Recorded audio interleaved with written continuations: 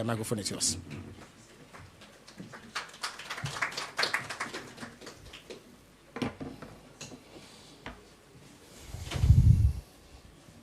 Thank you very much, Honorable Phyllis Kwachi Ofosu. He's my dear brother, friend, and very good comrade.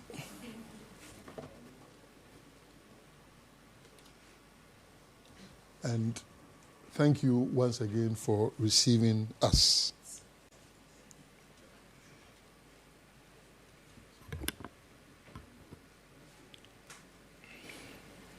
Good morning, the media and distinguished guests.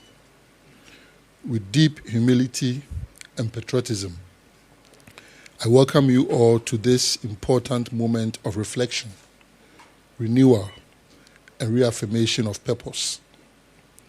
Today, we gather not only to account for our stewardship so far, but also to cast a shared vision for a safer, stronger, and more resilient Ghana. A more resilient Ghana led by a government that is seeking to modernize, expand, make our armed forces more responsive to our national needs while ensuring a happier military. Let me begin by paying special tribute to the distinguished leadership present here with me, and some are represented.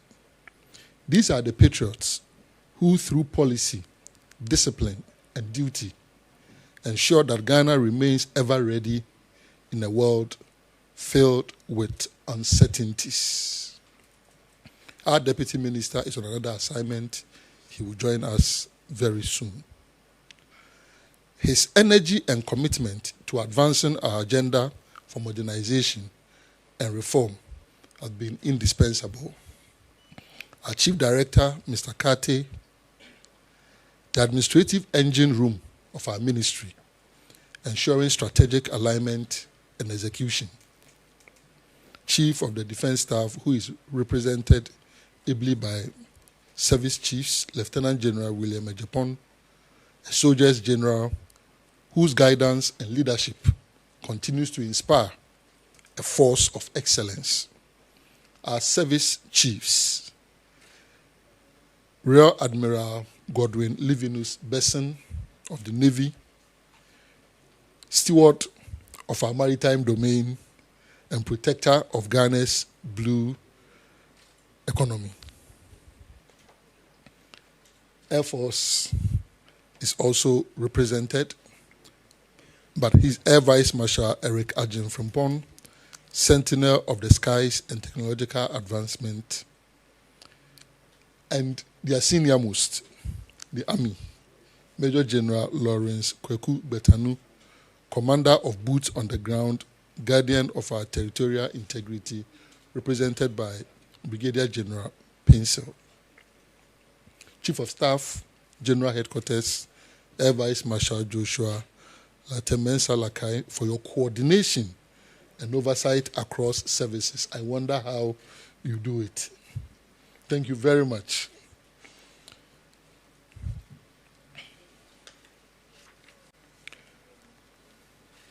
Our first Sergeant Major, I can't cite him presently here. To all the directors of the Ministry of Defense, senior officers and commanders at all levels of the Ghana Armed Forces, thank you for your tireless dedication behind the scenes. And to every soldier, airman, sailor, and defense civilian staff, from the front lines of our borders to peacekeeping missions abroad, I salute you. Your service is not only a duty, it's a national covenant. I also extend my appreciation to the media for your role in the national dialogue and to our citizens for your vigilance and your enduring support. Additionally, to the Ministry of Government Communications for instituting the Government Accountability Series, which has provided us this platform to wear our boots from the barracks to interface with the public and account for our stewardship at the presidency, the operational space of our Commander-in-Chief. It is important to emphasize that accountability is the heartbeat of democracy, and today we honor that sacred trust. While at it, I invite you today to see through the eyes of the Ghanaian soldier, to feel the heartbeat of our national security infrastructure, to walk with us on the silent paths we patrol, not for glory, but for Ghana. Ladies and gentlemen, let us journey together into the heart of our defense story so far, safeguarding national security. It is with confidence and pride that I state that to a very large extent, Ghana is safe, stable, peaceful, and ready to experience a golden age under the reset agenda of His Excellency John Dramani Mahama.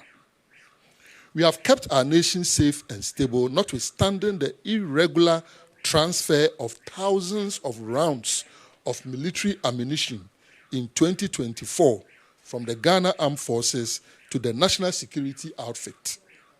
Ammunitions which have since not been accounted for. The Ghana Armed Forces continues to ensure Ghana's territorial integrity through coordinated land, maritime, and air operations. While the overall internal and external security of Ghana remains stable, we acknowledge that the situation in Boko and Alavanyo and their immediate surroundings remain quite volatile. The Ghana Armed Forces is actively monitoring developments and have put in place robust mechanisms to ensure any potential escalation is swiftly contained in the interest and external security of Ghana remains stable. We acknowledge that the situation in Boko and Alavanyo and their immediate surroundings remain quite volatile. The Ghana Armed Forces is actively monitoring developments and have put in place robust mechanisms to ensure any potential escalation is swiftly contained in the interest of a peaceful and long-lasting resolution of the conflicts through dialogue. In doing so, we shall always separate crime from traditional matters, enabling us to deal appropriately and legally with criminals who foment trouble in the name of chieftaincy conflicts. Relatedly, let me assure once again that government has decided to take necessary steps to reconstruct the statue of the Zugura traditional area in Boko while investigation into the continues. To address emerging security threats such as and terrorism, as well as other transnational threats, the Ghana Army embarked on a multinational military exercise aimed at enhancing the capacity of participating troops from various countries. The Ghana Army, in collaboration with the United States Army, the Southern Eastern Task Force for Africa, and Special Operations Command Africa, ex-African Lion, exercise African Lion, in May 2025. Exercise African Lion was held in Ghana, Tunisia, Morocco, and Senegal, and Flintlock was held in Abidjan, Côte d'Ivoire. Overall, 94 troops of the Ghana Army participated in the exercises in Côte d'Ivoire, Tunisia, and Morocco. The Ghana Navy continues to play a crucial role in ensuring the safety and security of key national installations. Regular patrols are conducted, have also contributed to a reduction in accidents on various river bodies, minimizing the loss of lives and property, as well as helping traders to engage in their daily commercial activities. Keep in mind that these traders, a profession heavily dominated by women and making a significant contribution to the growth of our economy. The Ghana Navy has also enhanced its protection for the West Africa gas pipeline, guarding against theft and sabotage to ensure the supply of power. Within Ghana's ports, the Navy is currently providing enhanced security through robust anchorage and harbor patrols to facilitate the 24-hour operations of the Ghana Ports and Harbor Authority. Particularly, the Special Boat Squadron has increased its training events in and around the port in the form of boat exercises around the anchorage and combat medical care and evacuation from ships in the port. The Ghana Navy has significantly reduced maritime crimes, particularly piracy, through robust patrols, targeted escort duties, and the deployment of armed guards aboard vessels. These efforts have kept our sea lines of communication secure, enhancing maritime economic activities. Additionally, the Navy, as part of Operation Carrot, intensified patrols to enforce compliance with the Ministry of Fisheries and Aquaculture Development's directives on closed fishing season for industrial and semi-industrial trawling vessels. Ghana's position on the lingering Ghana-Togo maritime boundary dispute was given a boost by conducting patrols along the Ghana-Togo maritime border. The deployment of GNS Achimota within the disputed area succeeded in establishing harmony at the eastern border. Moreover, leadership engagement between the two navies, as well as operational level harmonization, have helped to prevent the escalation of the Ghana-Togo border dispute. The Ghana Navy facilitated 2 specialized training programs aimed at enhancing capacity of narcotics control personnel. The courses provided foundational military and maritime skills, discipline, and basic narcotics interdiction techniques. It further prepared personnel for frontline roles in combating drug trafficking and related transnational crimes.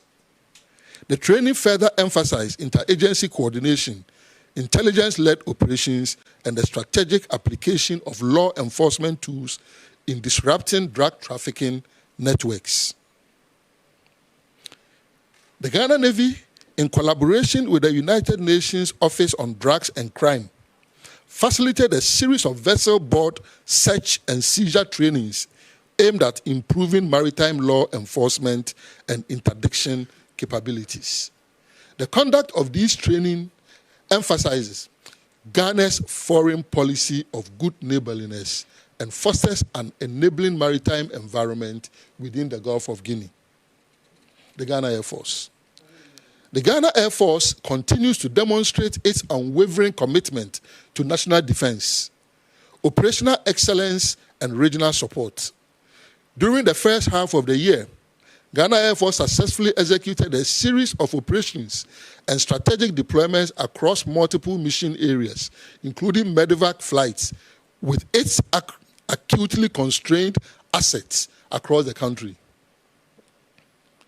Just like the Ghana Army, the Ghana Air Force, and the Ghana Navy, all 3 services of the Ghana Armed Forces have many unserviceable assets. Armored personnel, carriers, ships and boats, aircrafts, etc. Very, very unserviceable. We therefore appreciate government's decision to retool the Ghana Armed Forces. Ghana Air Force conducted area surveillance missions supporting national security agencies in countering illicit activities along the coastal and border regions in support of Operation Madabiri and Operation Ahojo II.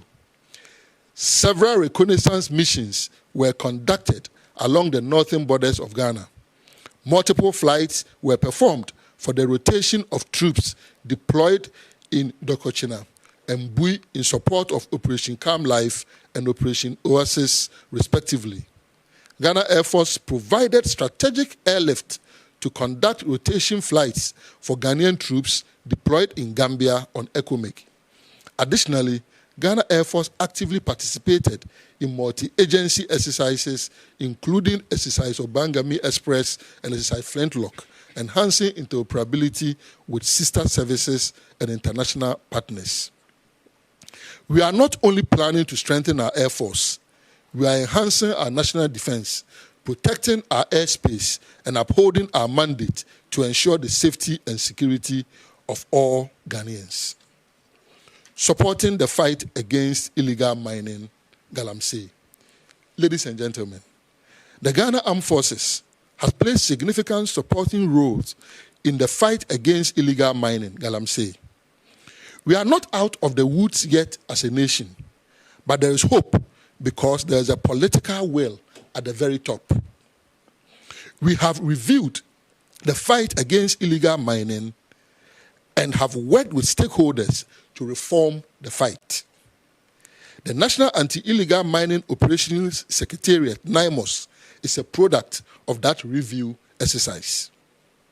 The recovery of several forest reserves early this year, which our forest guards could not venture, was led by the Ghana Armed Forces. Additionally, the Navy supported land forces in Operation Hall 2 to combat illegal mining along River Ankobra in the western and western north regions.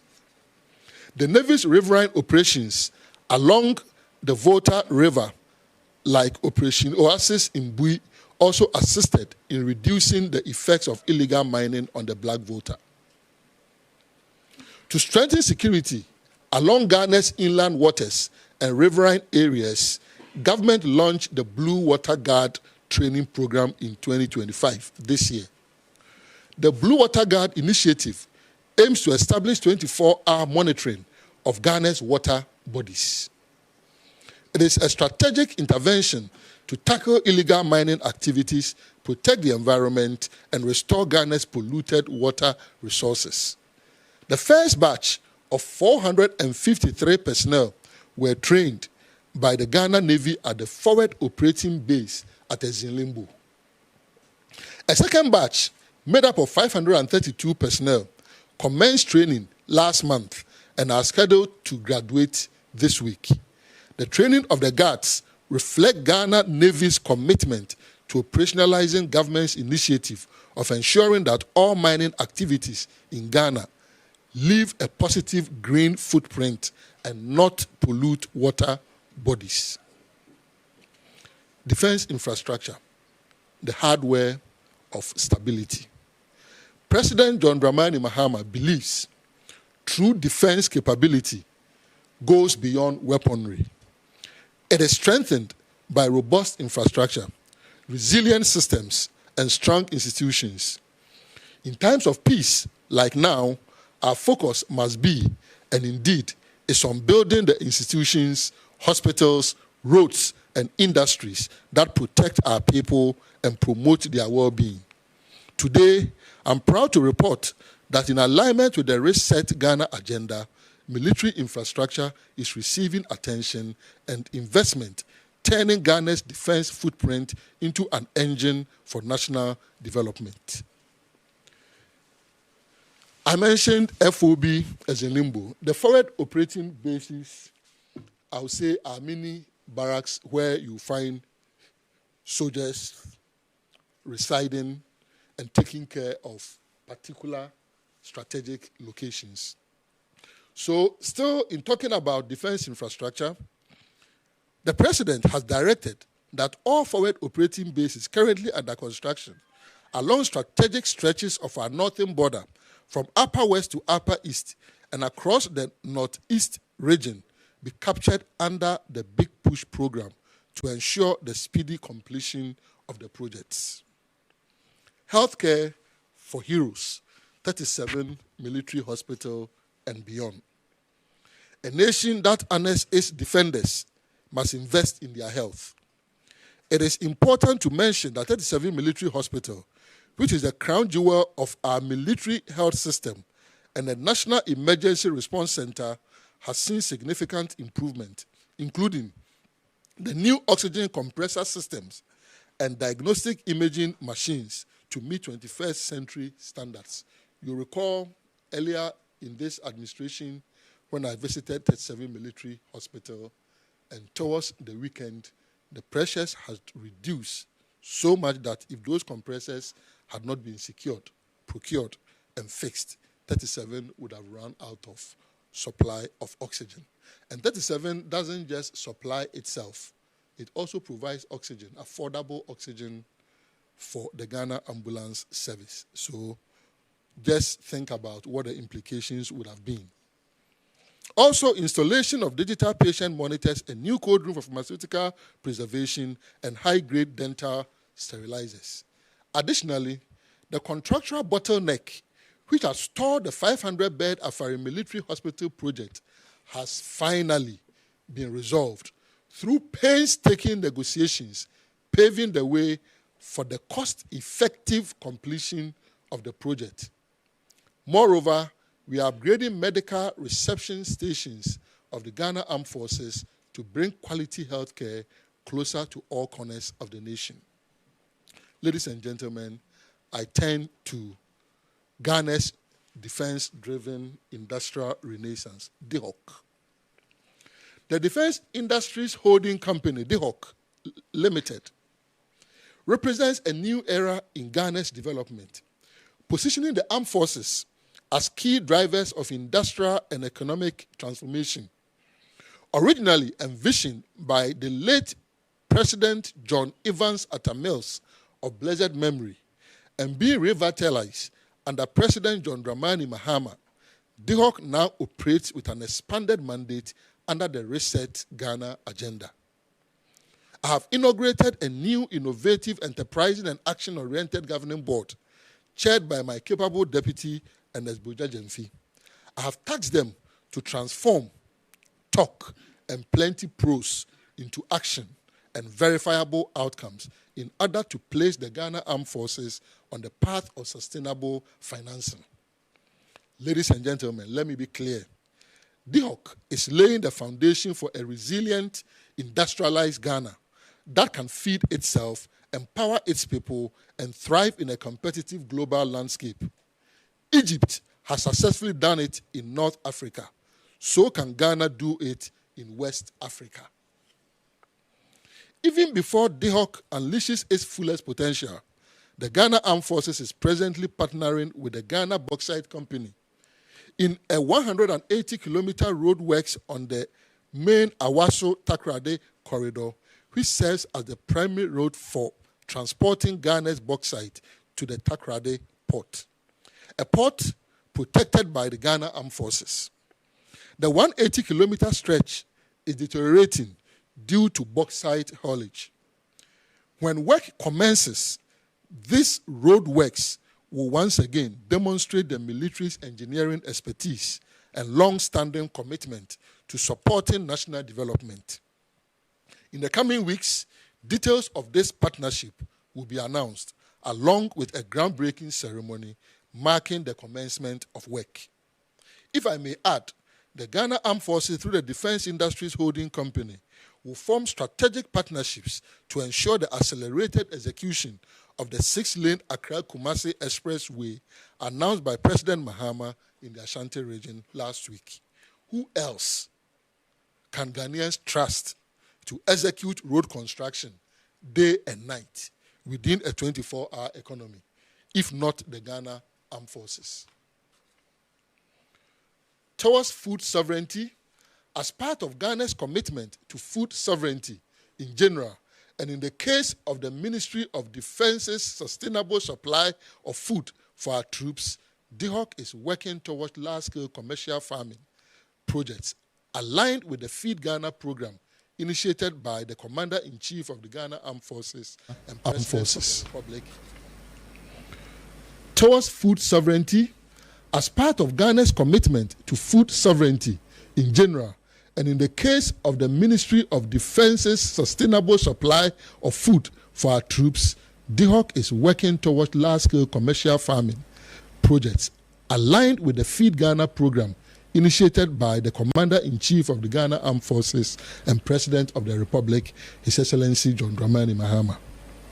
This effort is in close partnership with key national stakeholders, including the Ministry of Food and Agriculture, the Office of the President for Special Initiatives, the 24-Hour Economy Secretariat, the National Service Authority, and strategic private sector actors. Outcomes will include a broad range of transformative projects within the poultry sector, in addition to mechanized farming of key staples such as maize, soya, and rice. Let me commend the Chief of Defense Staff for embracing this policy and running with it, because my visit to the Army Recruiting School and within the garrisons have revealed some units preparing in earnest to take up the Nkukonketenkete challenge. Ladies and gentlemen, I come to enlistment and recruitment. The Ghana fight non-military perpetrators of enlistment and recruitment fraud. We must also pay attention to their few collaborators, and I must say few collaborators within the Ghana Armed Forces. When I assumed office as Minister for Defense, I instituted an inquiry into the enlistment of would-be officers. 452 Ghana Military Academy hopefuls were investigated. Sadly, the outcome of the investigation and audit conducted by the Ghana Armed Forces into enlistment into the Ghana Military Academy for the regular career course 64 and 65 and short service course intake 62 revealed that 210 out of 452, 46%, did not meet the eligibility test. For the regular career course 64, who are currently in training, the audit pointed to some 34 trainees who sidestepped one or more of the stages of the enlistment processes. Ladies and gentlemen, it was difficult sending them home since they had been in training for almost 1 year, 12 months. Sending 34 well-trained, energetic youth who had endured military training home in a volatile, uncertain, complex, and ambiguous West African sub-region with free-floating weapons and ammunitions can have severe consequences. So, they have been directed to fulfill all criteria. That's the 34. However, if they fail to meet these requirements, they will be released from training. Regarding adversely affected persons in regular career course 65 and short service course 62 who are yet to report for training, they have since been directed to discontinue their participation in the enlistment process. This means 115 regular and 75 short service personnel have been cleared to report for training in due course to join the RCC 64 intake, who we basically pardoned 34 of them, but still asked them to right the wrongs.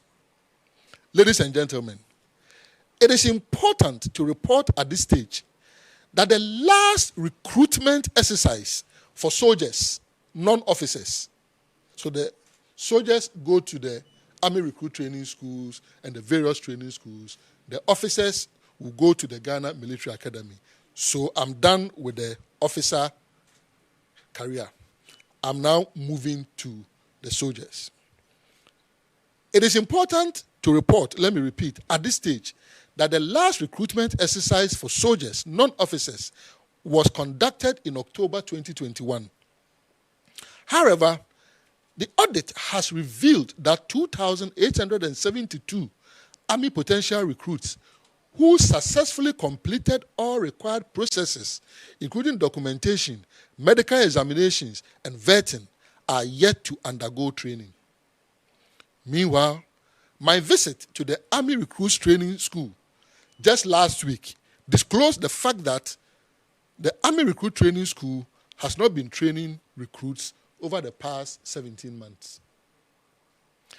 With the potential capacity for the Army Recruits Training School to train between 900 and 1,500 recruits every 6 months, a maximum of 3,000 every year, we wonder why the past administration allowed the situation of the 2,872 Army potential recruits to crystallize. Knowing that even healthy people die during military training, how can we rely on laboratory tests conducted years ago or over 6 months ago to recruit? How can we rely on body selection and fitness tests conducted years ago to inform recruitment decision now? Additionally, with the passage of time, many have exceeded the age limit. Keep in mind that the military is a profession and a vocation that entreats would-be trainees to abandon all hopes of normal life and imposes the doctrine of struggling is acceptable, dropping is acceptable, bleeding is acceptable, tears are acceptable, pain is acceptable, but quitting is unacceptable. This means once you enter, you can struggle, drop, bleed, shed liters of tears, suffer excruciating and unbearable pain, but in all these, quitting will not be entertained. Considering all these significant factors, it has been decided that a new recruitment process will be conducted. I wish to emphasize that there are over 2,000 potential recruits who could not administration and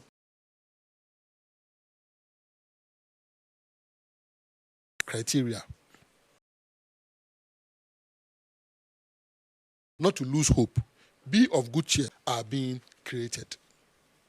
I'm excited to announce that, as has been communicated by the Commander-in-Chief, a comprehensive enlistment and recruitment exercise is to be undertaken with a view to increasing the manpower strength of the Ghana Armed Forces. Altogether, we are enlisting and recruiting 12,000 personnel within the next 3.5 years. Looking at the needs of the Ghana Armed Forces, and in particular the desire to build institutional capacity to support the ongoing drive towards industrialization and food security, future enlistment and recruitment exercises will also be targeting specific qualifications such as agric extension officers, artisans, engineers, biochemists, among others. Let me sound a note of warning that the Ghana Armed Forces has not contracted or delegated any individuals, organizations, or institutions to undertake any recruitment and enlistment exercise on its behalf.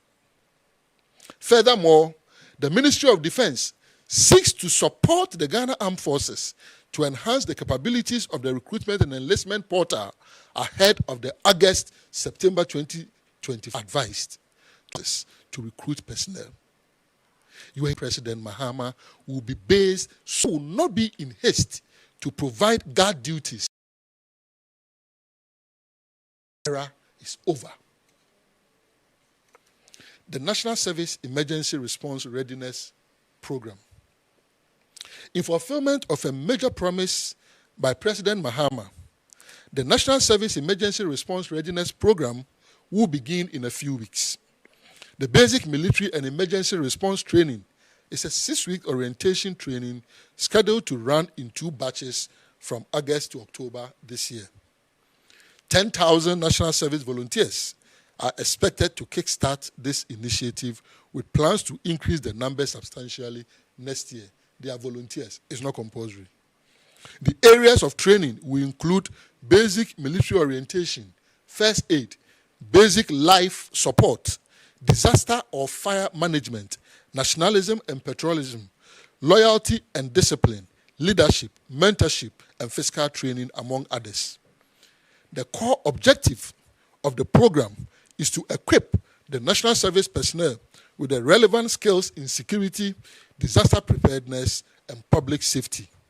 It must be clear, however, that the training program is optional. Ladies and gentlemen, defense diplomacy, regional collaboration, and strategic outlook. In today's interconnected world, national defense can no longer be confined to borders. Security must be both local and global, tactical and diplomatic, responsive and anticipatory. Ghana understands this reality, and we are acting on it. Our approach to national security is anchored in a clear doctrine. 2021, Guinea 2021, Burkina Faso January 2022 and September 2022, and Niger 2023. We live in a volatile sub-region. That is why Ghana has prioritized regional defense cooperation, particularly through ECOWAS and joint military platforms. I must add that our Commander-in-Chief's visit to the Sahel region early this year has been reassuring.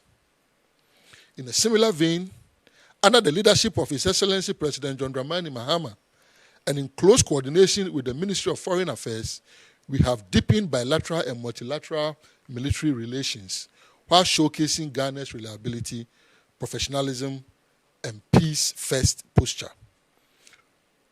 Over the past half year, we have hosted high-level defense delegations from the United Kingdom, Brazil, China, Nigeria, the United States of America, France, and Turkey.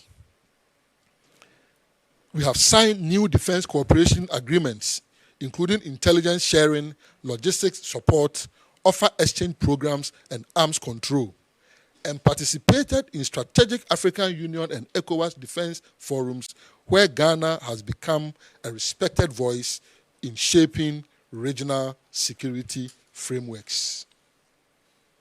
Leading on the global stage, peacekeeping with honor and excellence. Ghana continues to uphold its legacy as a beacon of international peacekeeping. Our blue helmets serve not just in large numbers, but with unmatched professionalism and honor, and the world has taken notice. Aside from the trailblazing role being played by Major General Anita Asma as UN Force Commander in Syria, Major General Robert Afram is also playing a key role within the UN peacekeeping setup. Let me also add that Squadron Leader Sharon Winswood Sam was recently awarded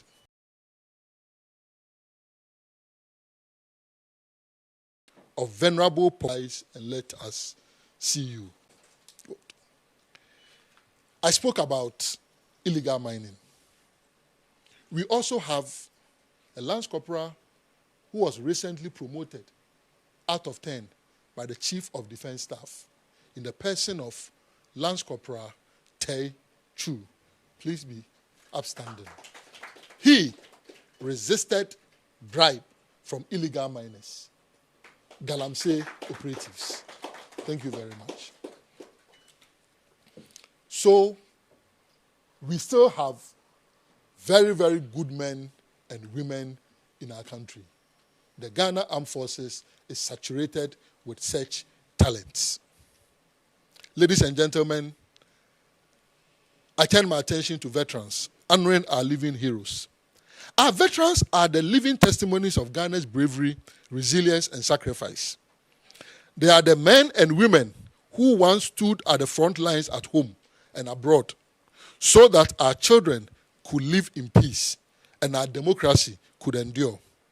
And today, we must ensure that their service is never forgotten, their voices never silenced, and their dignity never compromised. We believe while we rightly celebrate our veterans' heroism, on various remembrance days, our gratitude must go beyond ceremony. Our gratitude must be seen in action and sustained through policy. To achieve this noble goal, we have launched a robust effort to uplift the welfare of veterans. Vibrant Governing Board has been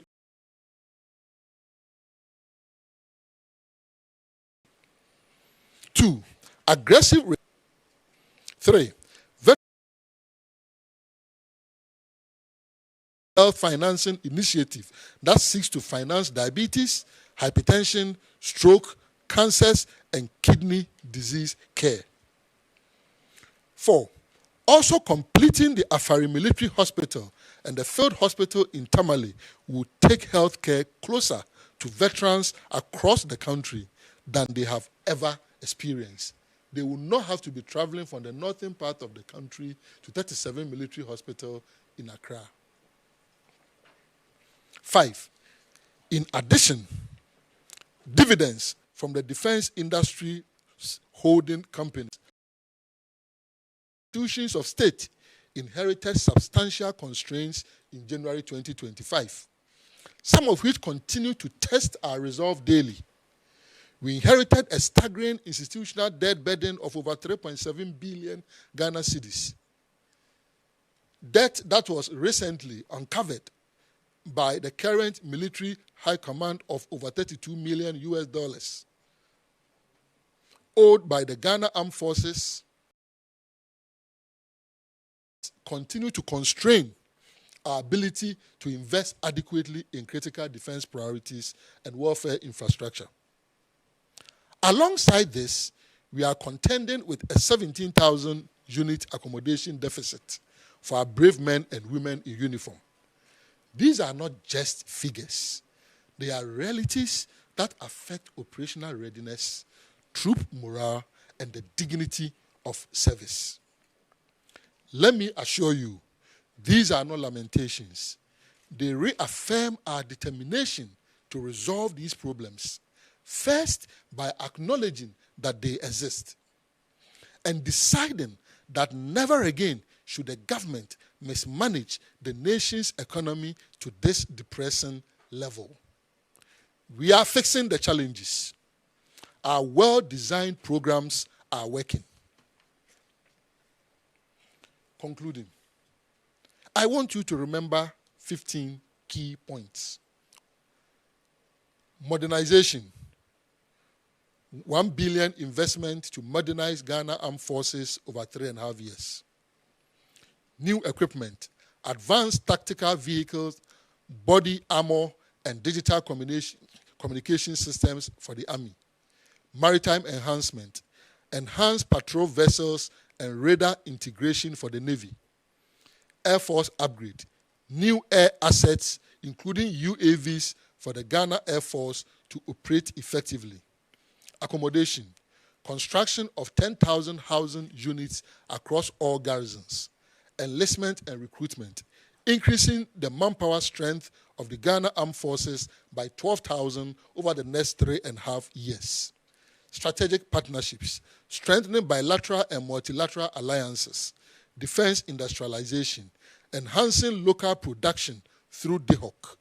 Reset Ghana agenda, aligning defense strategy with national development goals. Security challenges, addressing threats, chieftaincy, galamsey, violent extremism with foresight and readiness. Climate security, preparing for floods, droughts, and food security. Gender inclusion, promoting diversity and inclusion in the armed forces. Veterans welfare, ensuring the well-being of veterans. Mahama Cares, more health facilities, and additional funding from DeHawk. 14, national service, training 10,000 youth in disaster preparedness and patriotism. Last but not least, 15, unity and progress, emphasizing collective responsibility and unity for Ghana's progress. Ladies and gentlemen, as we stand at the threshold of a new era, the Mahama Second Coming, and resetting Ghana, let us remember that our strength lies in not just our arms, but in our unity, our resilience, and our unwavering commitment to Ghana's progress. Today, we have outlined a vision for a modernized, industrialized, and inclusive defense sector that serves as a beacon of hope and stability in our region. Let us march forward together with the Ghana Armed Forces as our guardians of peace and architects of prosperity. Let us uphold the sacred covenant to protect every Ghanaian and propel our nation towards a safer, stronger, and more prosperous future. As we close this chapter and embark on the next, let us recognize that defense goes beyond the boots, barracks, and borders, because defense affects everything. Security is the seedbed of progress. Let our guiding principles be one Ghana, one destiny. May God bless our beloved homeland, Ghana. Thank you.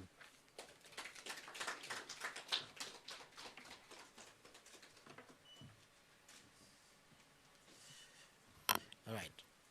To be secure at home, we must engage abroad. That is one of many memorable quotes in the minister's delivery. I could not help but notice the linguistic dexterity that the defense minister exhibited at the introduction of his presentation. I mean, he introduced his men and women present here in language that was of Shakespearean proportions. And I believe that it set the right tone for this engagement. At this juncture, I would invite members of the media present to pose any questions they have for the defense minister. I must indicate that we are hard pressed for time, so we must limit the questions to one each and avoid lengthy preambles. Introduce yourself, the media organization you work for, and then shoot at the minister. With your mouth, I must indicate.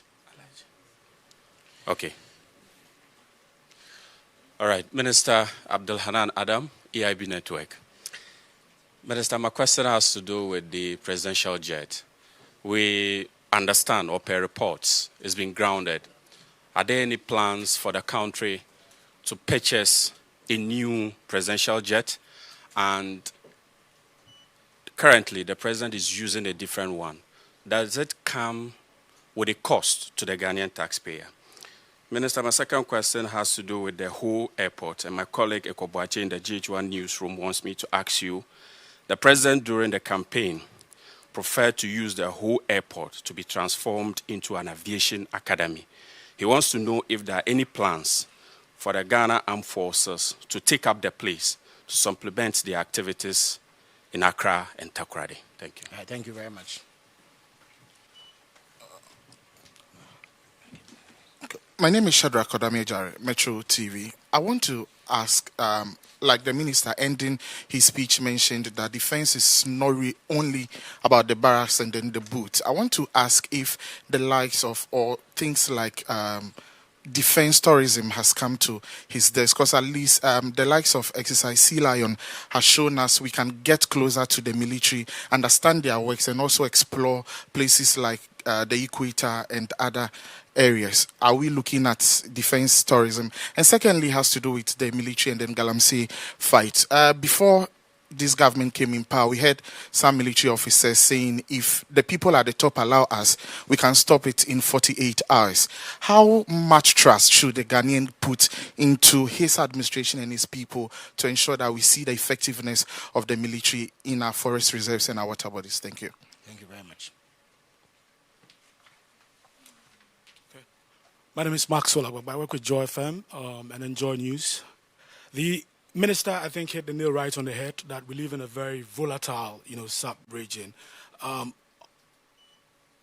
most terrorism-affected country is not 2 continents away. No. It's our next door neighbor, Burkina Faso.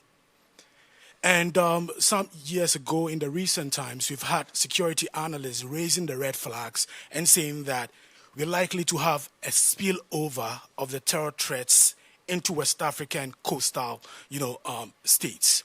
Now, with the recent geopolitical shifts in West Africa and then also in the Sahel region, it's likely to affect the terror fight greatly. I want to find out from the minister, what is Ghana's contingency plan, especially now when it seems the Sahelian countries are losing momentum when it comes to the Accra initiative, which is supposed to help with the collaboration to help in the fight against terror. My second question has to do with military. Void of the lengthy preamble of the first. No. No preambles for the second question. The second one has to do with military brutalities. Now, in 2023, we had a Sherman military brutality. It happened. I know that the Defense and Interior Committee released their report and recommended the prosecution of the officers involved. We've not seen any action regarding that. In January 2025, we had the killing of some persons described as illegal miners who tried to breach the fence, the security fence of a mine in the Ashanti region. I want to know what the status of that investigation is. And then maybe the third. No, there will be no third question, please. Okay. No. Yes. Komla Kluche.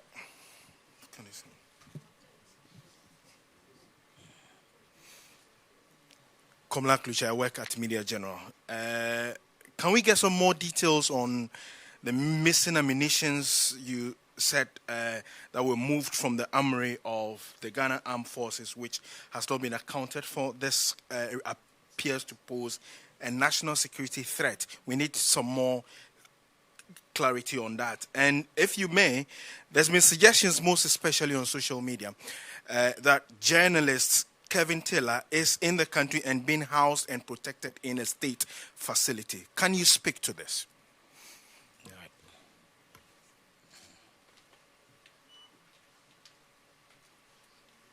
My name is Peloleno from Class Media Group. My first question is, when the minister was talking, he spoke about the 3 months volunteers for the national service personnel who will be trained under the military. I want to find out, after the 3 months, what happens to them, especially those who develop interest in joining the military? And also, secondly, there has been a call on social media that for the fight of Galamsey, that the military or those fighting Galamsey should adopt the shoot-to-kill method. Is the ministry or the Ghana Armed Forces considering this suggestion? Thank you. All right. Thank you very much. Honorable Minister, the microphone is yours.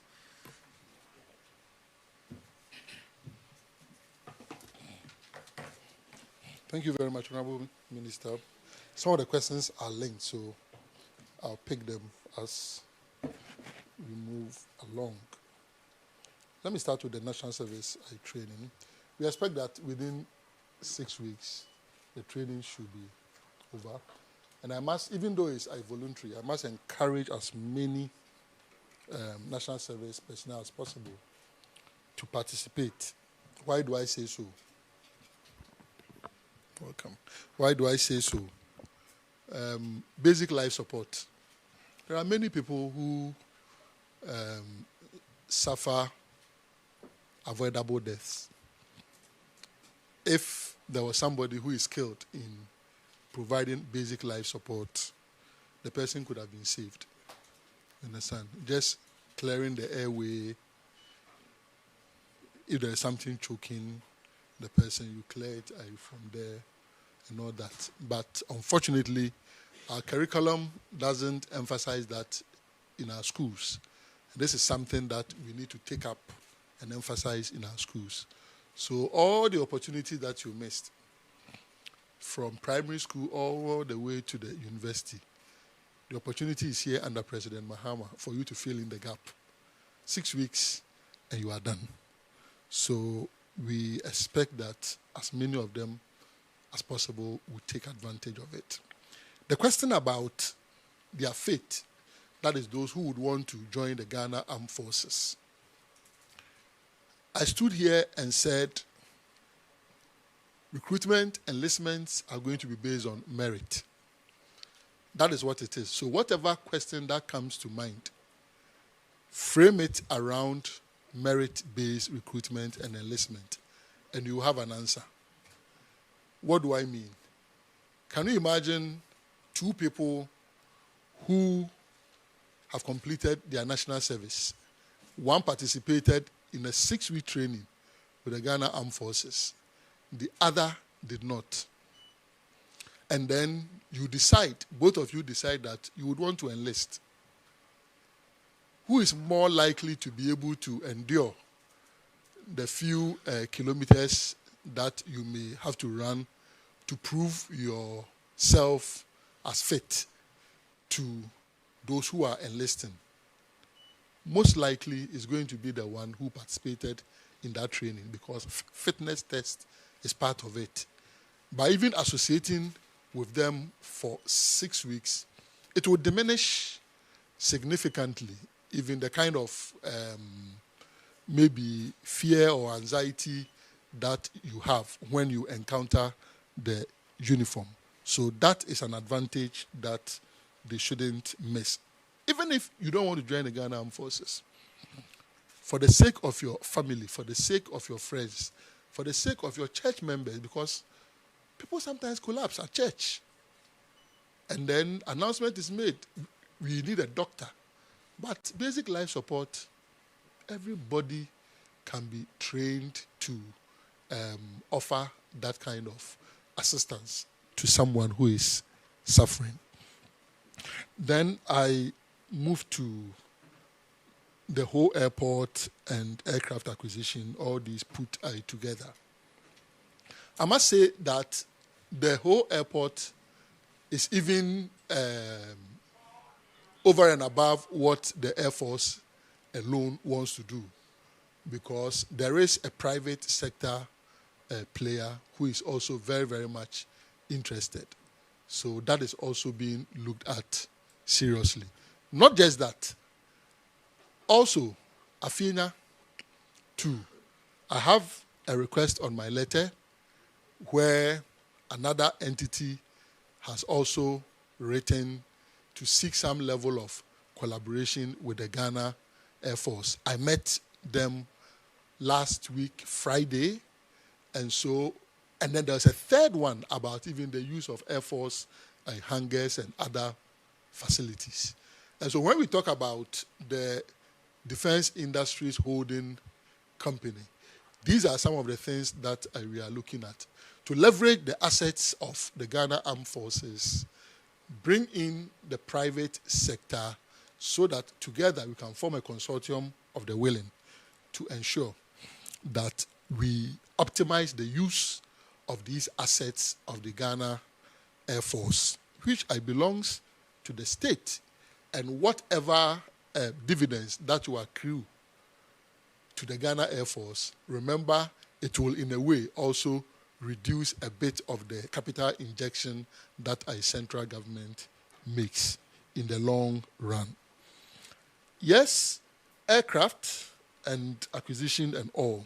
As I said, the three services, Army, Navy, Air Force, all have very, very constrained assets. And we have made a very elaborate presentation to the National Security Council and trust the Ghana Armed Forces with their precision.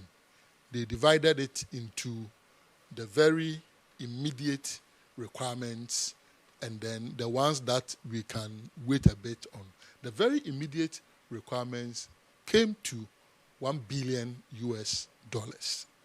Fortunately, His Excellency the President committed to it and has begun taking steps to ensure that we satisfy the Ghana Army, the Ghana Navy, and the Ghana Air Force. I guess the aspect about aircraft acquisition became popular because I was asked a question in Parliament by an MPP member of Parliament to explain where the Falcon was when the Vice President was returning to Ghana. Perhaps the honorable member felt maybe the Falcon was available, but government decided to be ostentatious. That was not the case. President Mohammed's government engages in austerity.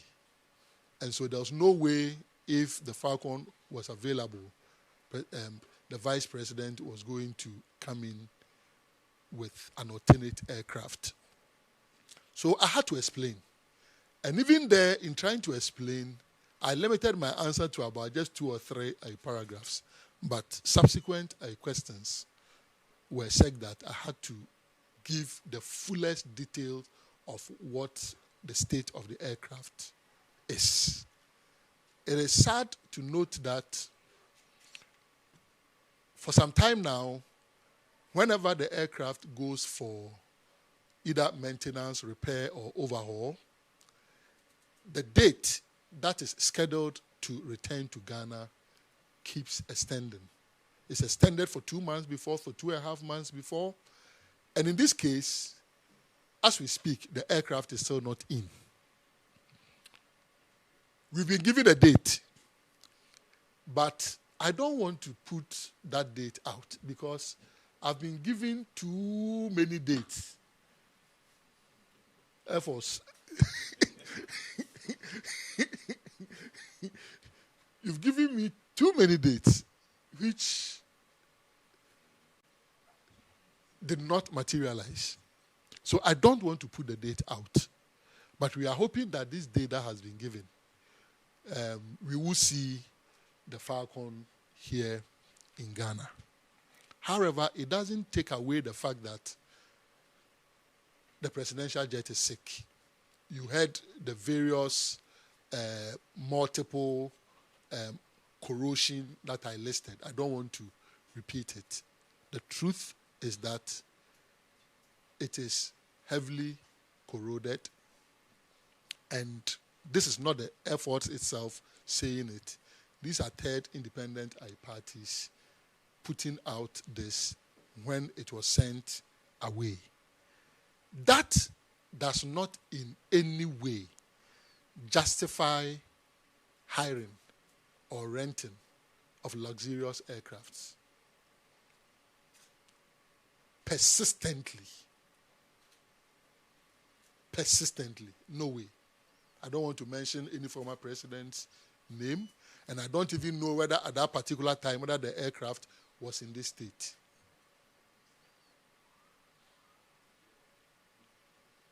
So be rest assured that hopefully when we are considering the air assets of the Air Force, when we are considering the assets of the Ghana Navy, when we are considering the assets of the Ghana Army, all these things will be considered and the right decisions taken.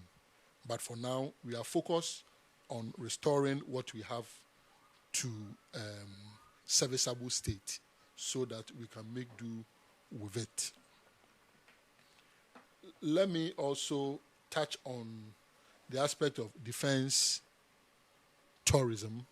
And as you heard, I mentioned several joint military exercises, joint exercises by the Air Force, Army, Navy, with different countries. And I was at Peacekeeping to open the SITAF one. If you counted the number of senior officers, generals, who attended that program, you can clearly measure the forex that came in. Recently, there was one at Birmingham by the Navy. That was also an exhibition. That was the day when we went also to inaugurate the Gold Board Task Force. If you counted the number of people who also came in, that also is defense tourism. The more we host some of these programs, the better it is, the better we expose our systems also to others who develop interest and the likeness to want to help us even the more. Our 37 military hospital is here. Simple air compressor was not working until I went there and we intervened immediately. Otherwise, oxygen flow was going to be lacking. This can link defense tourism to health tourism. Some of the health professionals there are also military officers. So we need to keep this at the back of our mind. The leaders, for them to trust him or her and listen. Fortunately, with Ghanaians giving President Mahama a resounding victory, he became president and embarked on that game-changing trip. It is helping. Exchange of information, because note that if the terrorists overcome the system in Burkina Faso, Ghana becomes the next target. And that is what makes managing the situation in Boko and its environs very, very important. Because it will be one of the entry points. And that is why I spoke about the forward operating bases that almost are enveloping the northern borders of the country. And that's why we are committed to completing them. In terms of tactical operations, deployment, and all that, you don't expect me to talk about those ones. Let me touch on missing ammunitions. I must say that, yes, it is not every detail that I can provide at this stage.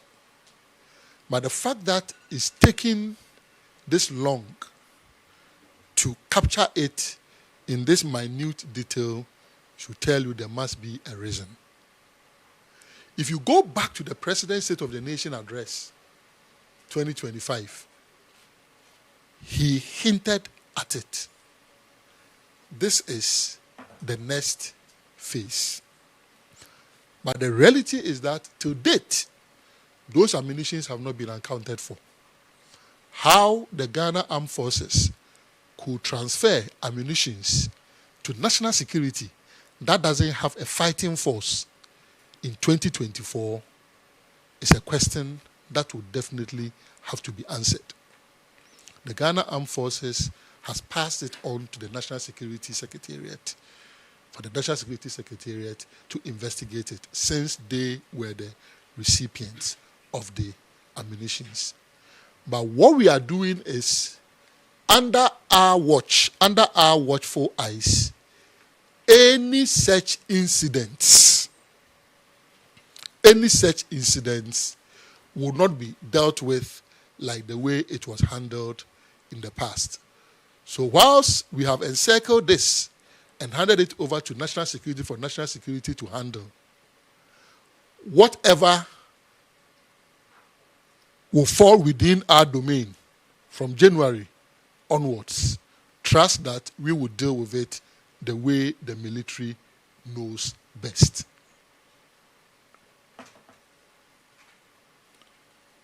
Kevin Taylor in the country. Unfortunately, I'm not an immigration officer. and so, I mean, how do you expect, I'm not an immigration officer. For those who are interested in that, let me advise. The Freedom of Information Act, take necessary steps, find out from immigration, unless the person did not come through lawful borders. So some of these things caution the national discourse.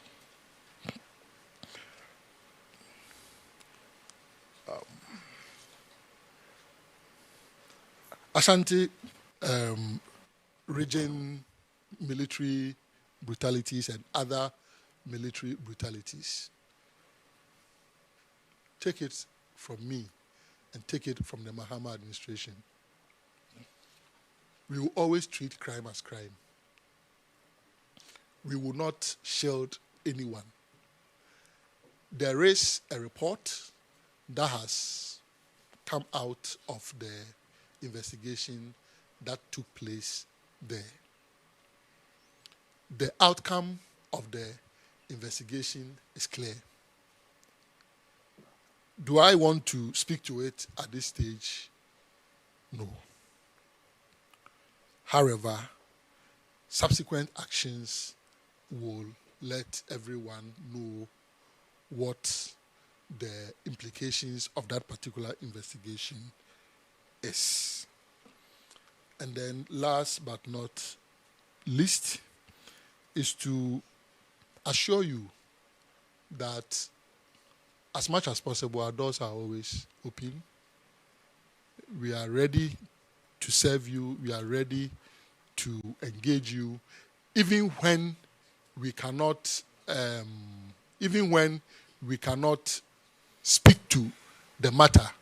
We will be able to find clever ways to explain to you why this matter cannot be discussed in the public domain in great detail, like I have done with the ammunition that were moved from the Ghana Armed Forces to national security in 2024. So be rest assured. Thank you. Thank you very much, Honorable Minister. Well, I'll make an exception for you, Patrick. But after you, we'll draw down the curtains on today's program. Yeah. Please go ahead, Ian. All right, thank you very much, Honorable. My name is Patrick Asford Boyd, Radio Gold. Honorable, just want to find out, we have seen a lot of private development on known military lands. Do you have any briefing on the conditions under which these developments happen, and what are you doing to ensure military lands are protected? Then also, secondly, I heard you in an interview during the Ablekuma North rerun election. You said that you're not going to deploy military to the grounds, knowing very well how the outcome will be. Now you have heard also about what people are saying concerning the Akwetia. Are we going to deploy military this time around so that we ensure total peace during the Etiwa by-election? Thank you. Akwetia by-election. Thank you. Honorable Hoyede, Edenyamiase. Me pacho brutalities na odika wachire mu de but yes police for the hu ayonkofa we ye no montem yes police is our friend military for no money yen te sen because do before complain no eto da bia na ha dwen nyina hi de yi say wo hye kamo na ekofa wuo ba ye no sa na interdiction bia ni wo betimi di nipa ne nkwa ababak enti going forward mo won hye bia mo de be ma ye nuanom asrafo ne say yen de ya so den wo se mi hye kamo nipa no be hye enti wo hia na den na wo be ya nipa no be wuro na asomdwe men kofa wuo ma e na boko wo se crime no mo be separate from custom money police for be collabo na ma cheche mkrofo be di ewu na na asamo be ne sen because nipa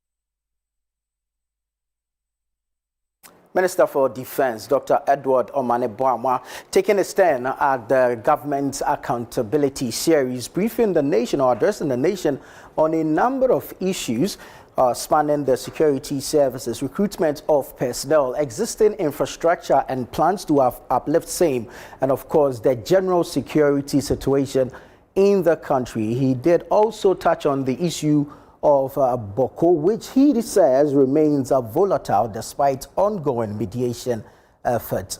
Dr. Edward Omane Boamah also spoke to the government jet issue and, of course, other issues regarding police and military brutality.